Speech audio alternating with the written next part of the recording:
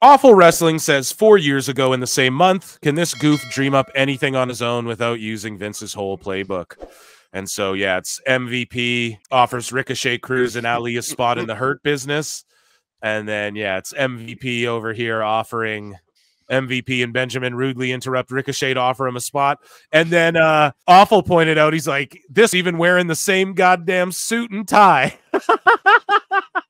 He's got a gray suit with a purple tie. He's got a gray suit with a purple tie. Son of a...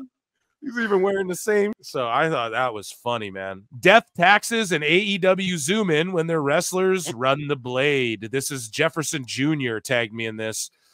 So cameraman still doing this. They're so bad at this, dude. So he goes to blade again. The cameraman's right on him both times he's blading.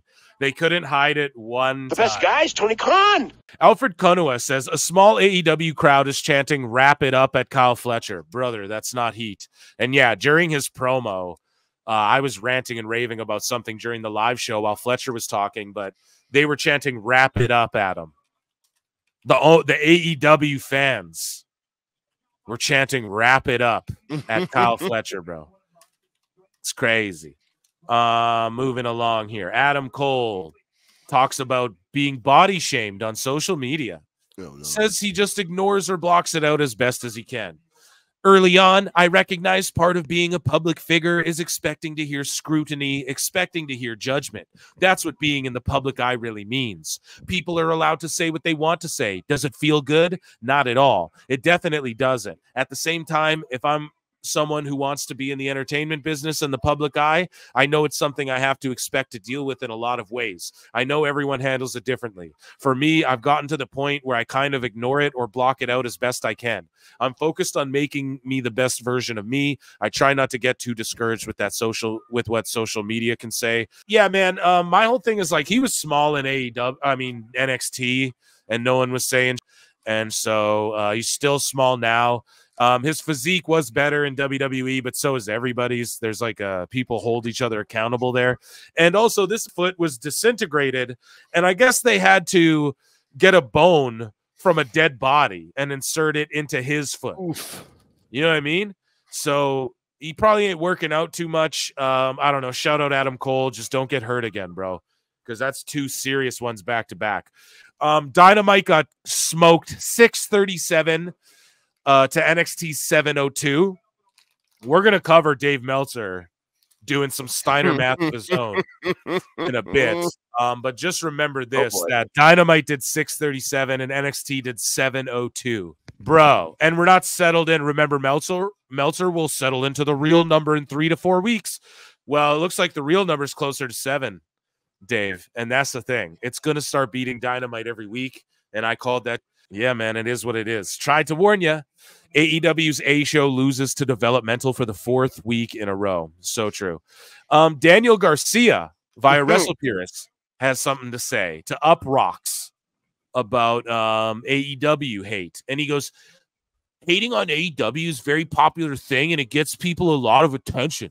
And I feel like a lot of these things come from people who retired their jerseys. So just, the old wrestlers, we never hung it in the rafters, and we don't even remember what their number was on their jerseys. Imagine being on, like, what's the worst team in the NBA? I know this season just started, but what's considered the worst team? Pistons. So imagine you're, like, on the Pistons, and you're like, we don't even remember Chauncey Billups. We don't even Isaiah remember Thomas. his jersey. Huh? Isaiah Thomas. That's right. Yeah, Isaiah Thomas. There you go. That's the best example. There it is. Remember his number or whatever. Right. Yeah. It's like, who are you talking about? Like Cornette? You mean the greatest manager considered by many in the history of the business? Like, who are you talking about?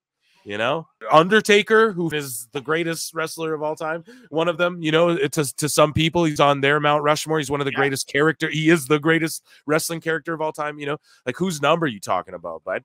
Yeah. So like Arn Anderson. Arn Anderson's got a podcast. Yeah. What? Magnum TA. Like, yeah. Rob Van Dam. There's exactly. Jeff Jarrett. Like, who are you talking about?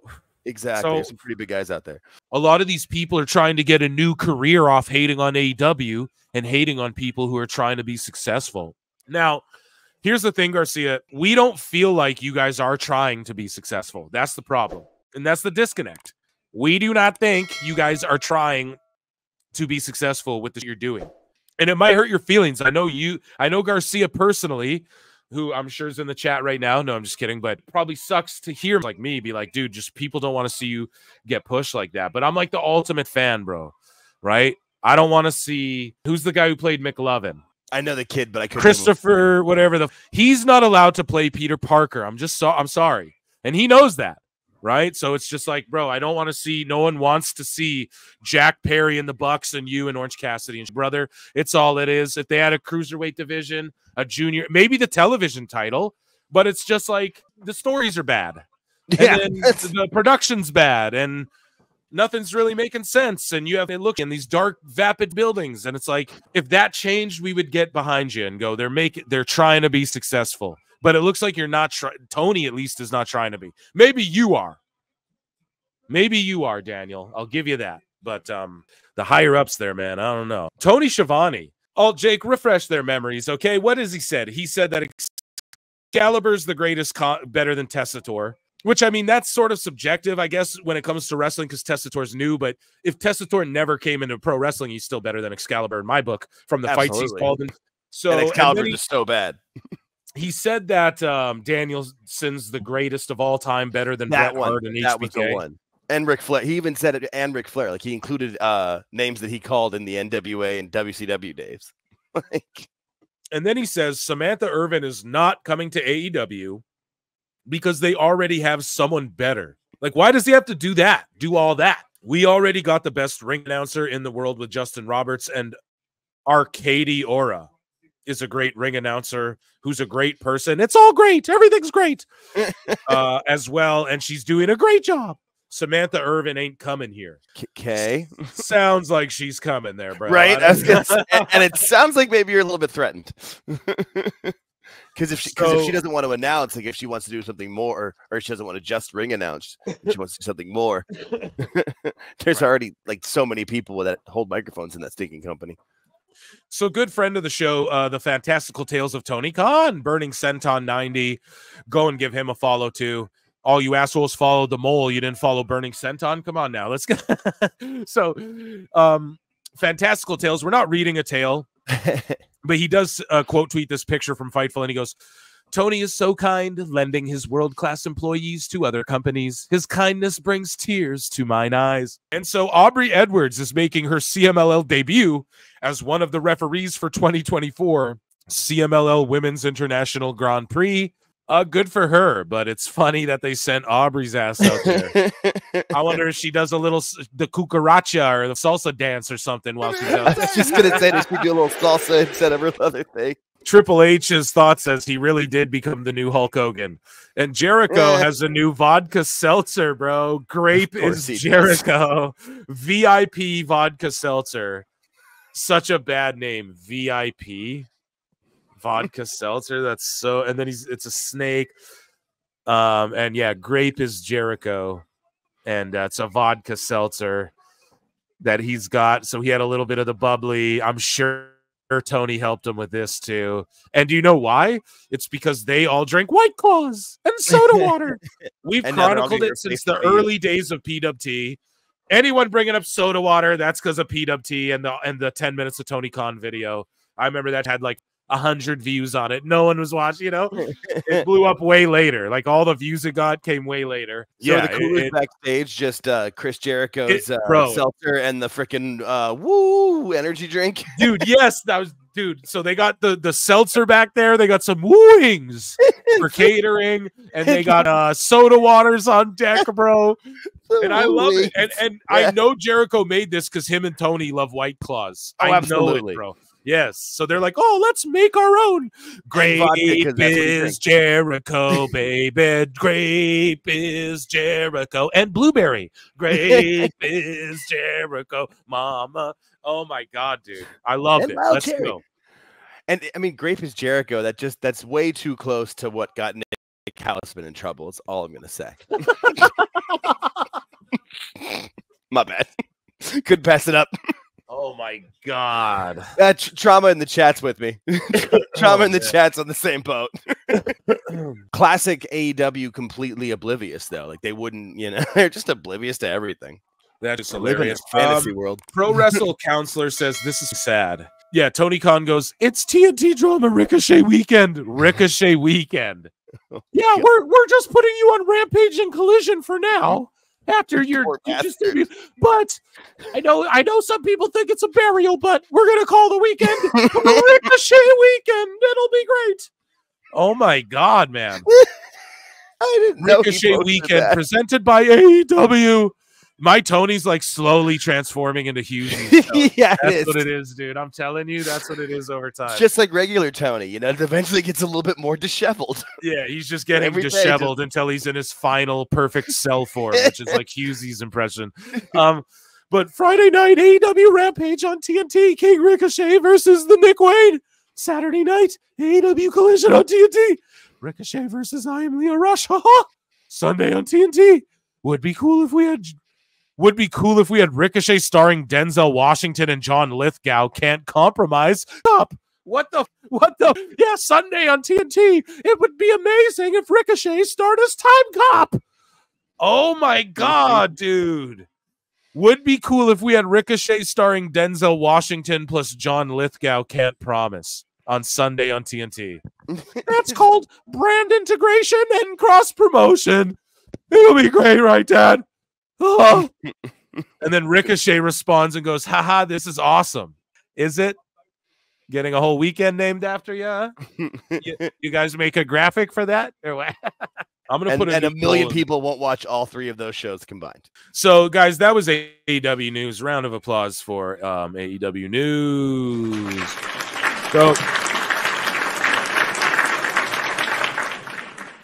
Natalia says that she was legally blind in her left eye, and she got surgery over the summer to fix it. You what?